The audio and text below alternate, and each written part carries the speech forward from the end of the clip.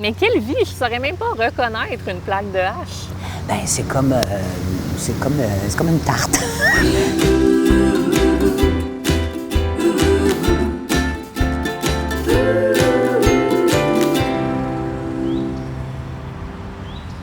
France Castel, comédienne, chanteuse, animatrice, femme que j'espère un jour devenir. Ah! Bonjour! Je mets à parcourir. Je le sais. 72 ans, là, ça se gagne une année à la fois. 72 ans et 72 solides années, je pense. Solides années, tu as bien dit, avec plein d'expériences de toutes sortes. Justement, c'est pour ça qu'on vous a invité au déjeuner sur l'herbe. J'ai l'impression qu'il y a peu de personnalités publiques qui sont willing de parler de drogue, mais que vous l'êtes. Moi, j'ai remarqué quelque chose. Ils en parlent un peu trop, ouvertement, en boutade. Puis quand il s'agit d'en parler sérieusement, personne ne se mouille. Il y en a même qui en parlent et qui prétendent avoir fait des drogues avec des clins d'œil, avec des faces, et qui en ont jamais fait. Est-ce que les artistes ont toujours eu besoin de se cacher pour fumer? Moi, je pense que peut-être que ça enlèverait certaines crédibilités de certains arts créatifs. OK. Dans le sens que si c'est un poteux, mettons, on se dit, on sait bien, il ne fumait du bon. Et là, vous, du pot, vous en avez consommé. J'en ai consommé, moins que de la cocaïne, qui a été ma drogue de choix. Mais j'en ai consommé, oui. Vous avez été une pusher de cocaïne.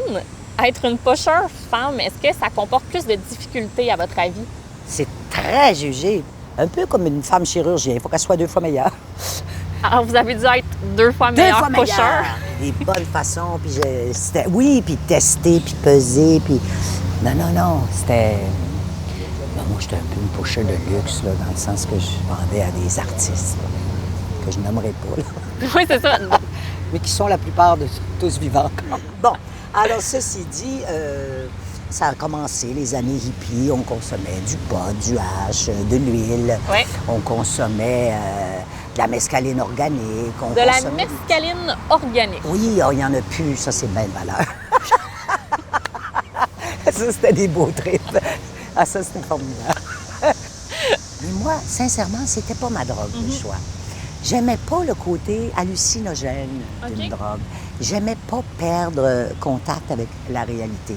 Puis dans ma tête, je suis toujours flyée. Fait que quelque part, j'avais pas besoin de cette forme de drogue. Là, vos années de potes sont derrière vous. Ah oui, mes amis de potes et de tout. Et de toute substance sont derrière moi. Eh bien, ce que j'ai fait le tour, tant mieux, c'est formidable. Les miennes, oui, mais pas celles de tous ceux que je côtoie. Quand on a eu autant de déboires avec la drogue, puis qu'on en a parlé tout plein dans les médias, est-ce qu'on aborde le sujet différemment en famille? On aborde le sujet plus profondément. C'est-à-dire que la permission est très grande face à l'écoute. Le jugement n'est pas là, mais l'exemple dévastateur est présent toujours. Parce qu'il y a toujours ça qui guette. Et si ça tournait, et si ça dépassait les limites, et si ça devenait une forte dépendance. Le pot n'est pas plus à prendre à la légère pour vous? Un peu plus que certaines drogues dures pour moi. Mais à la légère, au niveau de la discussion de fond, non. Okay. C'est la même discussion de fond. Excepté que pour moi, j'y vois moins de grands effets dévastateurs possibles.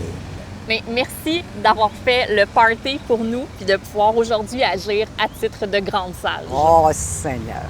Très beau mot. J'aurais dû mettre ma nuisette comme toi. On le refait. OK. Nuisette!